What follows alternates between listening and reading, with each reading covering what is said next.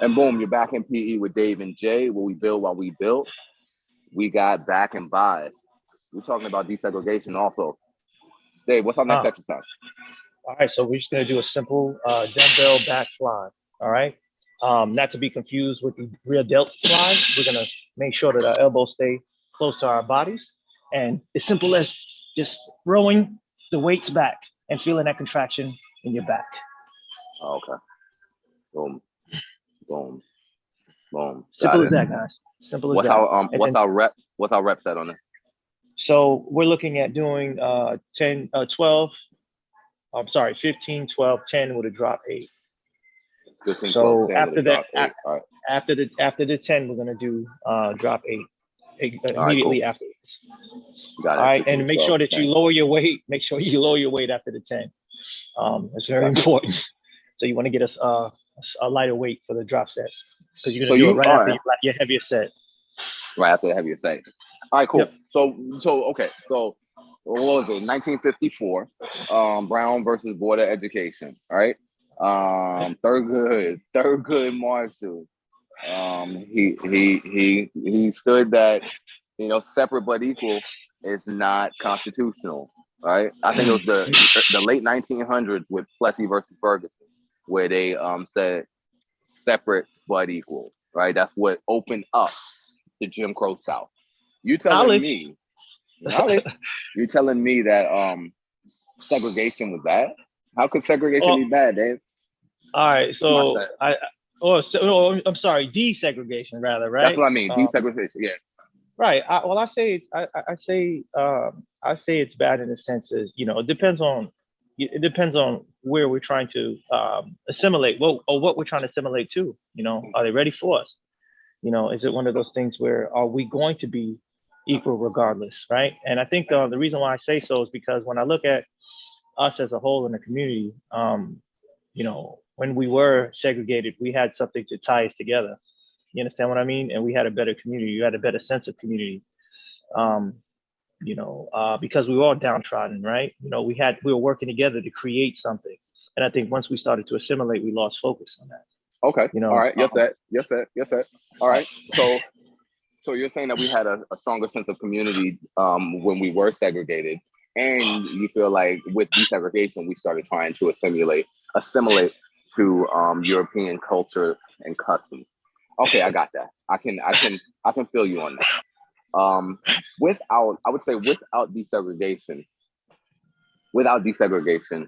we wouldn't get freedoms. We wouldn't get freedoms and rights. We wouldn't get financial blessings from the government without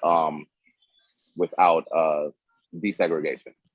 What do you think about that? Like, for instance, our schools, right? Our school system, even though the school system sucks still, our schools back then had no funding at all, right? They basically said, no, we're not going to give you shit.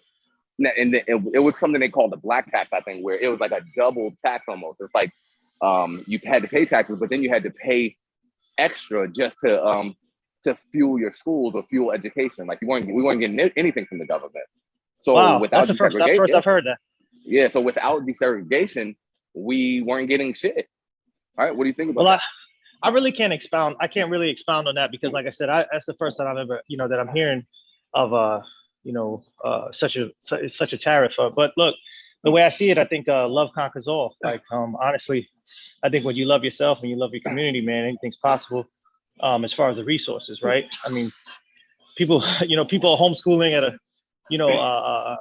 a crazy rate at this point because of COVID. So I think, and I get it, folks weren't educated beforehand, right? So it was hard for them to, but again, like I said, there were educators, there were people that were actually made it through the system and were able to build through, unconventional methods. So like I said, I think when you love yourself and you love your community, I think anything's possible. So, I mean, ways can be made. As far as financial assistance, it wasn't necessary because, like, you look at communities like Tulsa, and even Rosewood, and even Durham. Mm-hmm. They were able to do so without the help of the government. If anything, the government went in and actually destroyed those communities after they discovered that they were flourishing. So that they were flourishing. Yeah. So Mm. yeah. So again, to answer your question, yeah, I don't think it's necessary. I think what we do is we get handicapped by those financial assist from the financial assistance, and we lose our sense of we lose our gusto to say, to say it plain. I think we lose a Okay. little bit when we're assisted in that manner. I think when we have something, with everything, nothing to lose and everything to gain, man, we have a fire and a fever behind us. You know what I mean? I So I think think I that think slows us. I think that slows us I, down. I can agree with that, and I think also what happens is when you become reliant on funding to come from your government or to come from people that don't respect you or really care about you, when you haven't raised the funds yourself, they're able to hold those funds over your head. They're able to use it, right? There you go. So now you can't teach. What are they talking about now? Critical race theory. Now you can't teach history. Now you can't teach history. Or they give you the books, right? That's what has been our situation. They give you the books, right? So if the funding for education is coming from a government that doesn't care about you and doesn't appreciate you in the first place, they don't want you to know your history. They're going to provide books and provide literature that writes you out of history or retells history in a fucked up way. So in that sense, I tend to agree with you on that one. Yeah, Yeah, that's a tend to great agree point. with you on that one. That's a great point. Yeah, you allow them to control the narrative. You allow them to control the narrative, indeed. And we do have a rich history. And the thing is, we're trying to find ourselves. We're trying to, you don't know where you're going until you know where we came from. So I think that's very important that we take control of that. And again, when you assimilate, right, and from it's all about origin, right? It's like where we came from and how we were brought over, and Right. how we were brought up, and we were afflicted by psychological warfare. I think it's very important that we do segregate and find ourselves. We have to, just like with like a man and woman. Sometimes, man, they come together off a false pretense or whatever have you. It's too soon, and then you'll notice like the man or woman may have doubts, like they'll get married like at a young age and they haven't really found themselves. They don't really know who they are. They don't know where they're going, so they can't really devote themselves to their partner. You understand what I'm saying? So I think Right. it's the same thing here, because we have no real beginning, or at least we don't know our beginnings, right? So we have to find that and create a community and a sense of pride within ourselves to be able to I guess cut the mustard, so to speak. And I think we have the ability. We have it. It's just Mm. that we're not looked at so, because we don't have a great.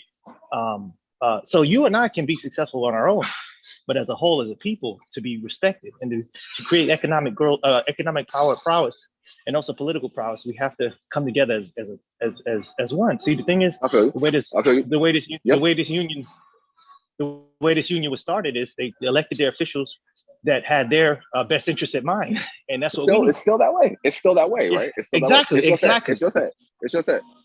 It's just it. Okay, It's still that way, gotcha. right? It's still that way, right? So, but okay. And I totally get what you're saying. But at the end of the day, desegregation is absolutely necessary because there were laws in place that says you can't be here.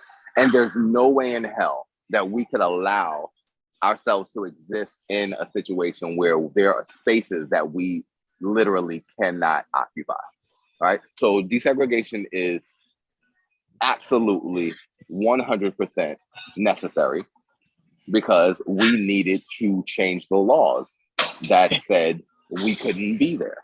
Right now, the desegregation of the schools, it opened up this whole thing with busing, right? The whole busing system, where now they're like, okay, well, if the public school system in black neighborhoods, it has no funding, if it lacks resources, the only way for things to truly be equal is for blacks to be bused to white neighborhoods.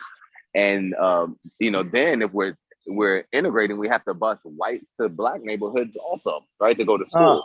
And so yeah. in history, blacks, of course, they didn't really want to do that because it was unsafe. But also whites, even the whites that were cool with blacks going to their school or being bused to their neighborhoods, they weren't cool with their kids being bused to our school. You feel me? They weren't cool with that. So my point is, one, we definitely had to desegregate because there were laws in place that said we couldn't be there. And then two, I think we had to desegregate because we needed to equal the playing field. We needed people to see and admit our schools are better because of funding. Our schools are better because of government funding. The government gives us money for our schools to look like this.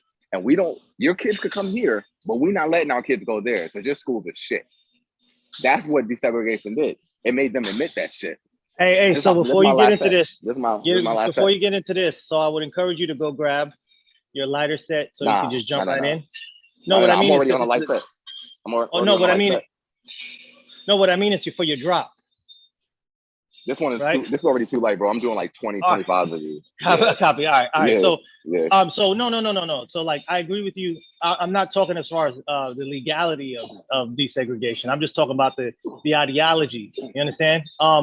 More so. Yeah, you're gonna have the same rights, brother, but we're not gonna necessarily live in the same communities. Okay, because the whole idea of white superiority is having someone to be superior over. You understand what I mean?